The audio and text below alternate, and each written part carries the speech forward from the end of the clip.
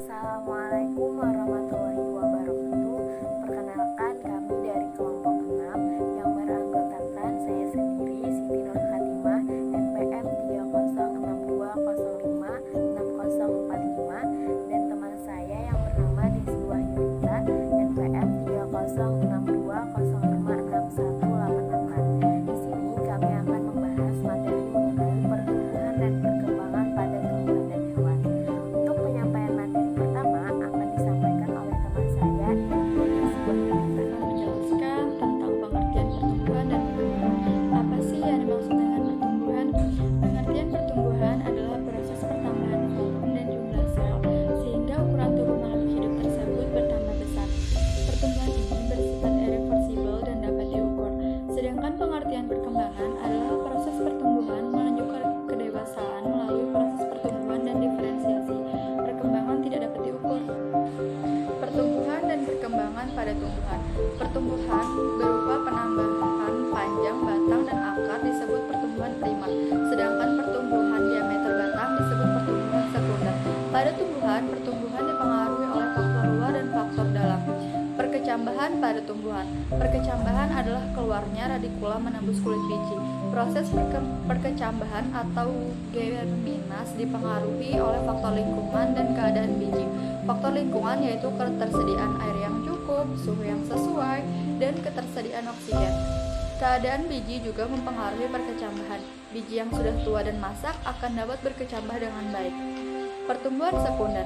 1. Pertumbuhan ini terjadi pada tumbuhan Dicotyloden dan Gymnospermae. 2. Pertumbuhan sekunder disebabkan oleh kegiatan meristem sekunder yang meliputi Cambius gabus atau velogen, Cambius fascis atau fascikuler, Cambium interfascis atau interfascikuler. Dan faktor-faktor yang mempengaruhi pertumbuhan dan perkembangan ada dua, yaitu faktor luar dan faktor dalam.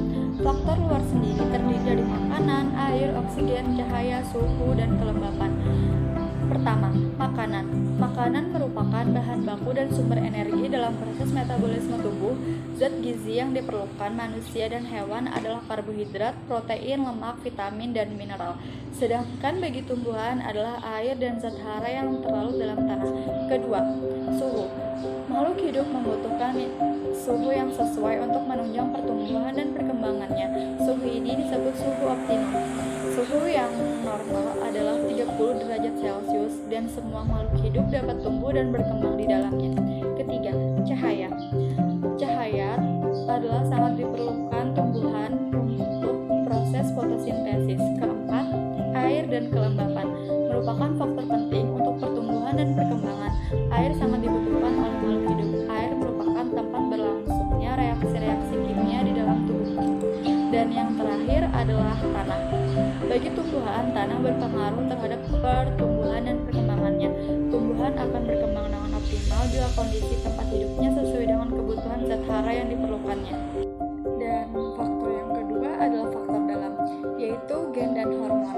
Gen merupakan materi pembawa sifat yang diwariskan pada keturunan, sedangkan hormon berfungsi sebagai pengontrol kegiatan dalam tubuh. Kemudian ada pertumbuhan pada perkecambahan.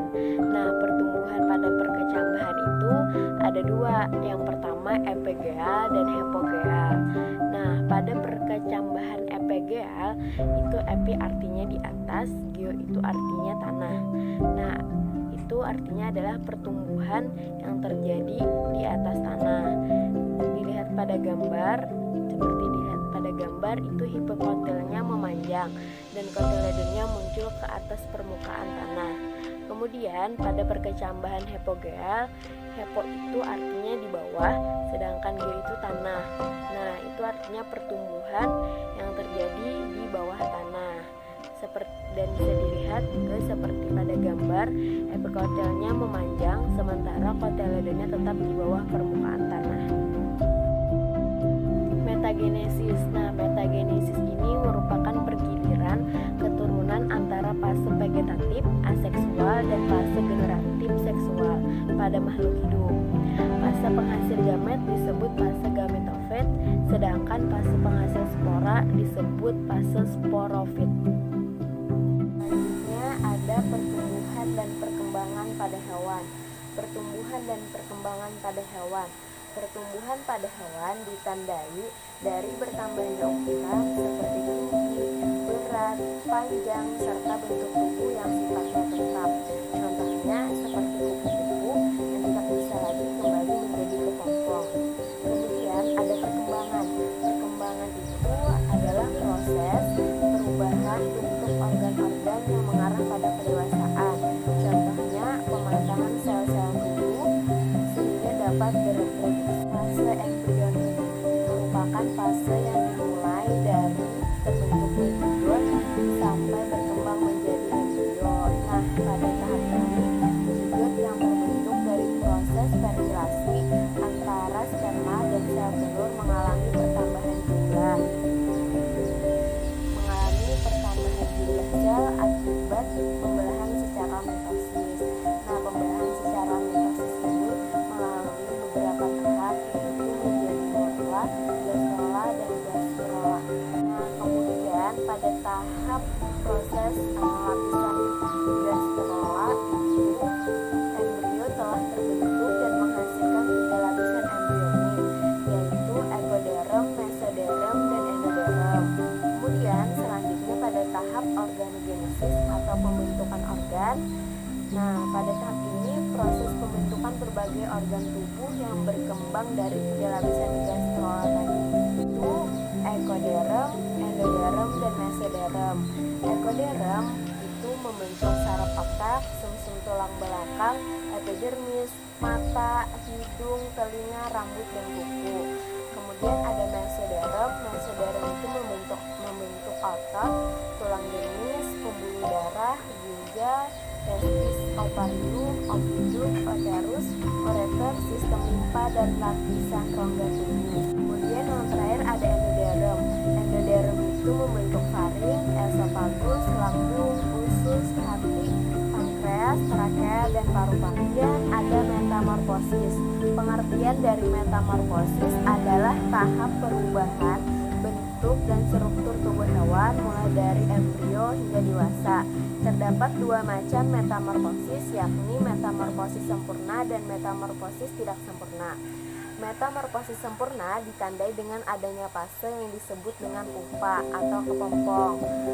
Bentuk larva dengan serangga dewasa jauh berbeda. Tahapan metamorfosis sempurna ini adalah mulai dari telur, larva atau ulat, kemudian menjadi pupa atau kepompong hingga menjadi imago dewasa. Contohnya adalah terjadi pada kupu-kupu dan nyamuk. Kemudian ada tahap metamorfosis tidak sempurna. Tahap metamorfosis tidak sempurna ini bentuk serangga yang baru menetas atau pupa tidak jauh berbeda dengan bentuk serangga dewasa atau imago. Tahap dalam metamorfosis tidak sempurna ini adalah telur, kemudian pupa, hewan muda atau yang belum lengkap, yang organismenya belum lengkap, kemudian menjadi imago atau hewan dewasa atau yang organ tubuhnya menjadi lengkap. Itu terdapat pada hewan kecoa, belalang, dan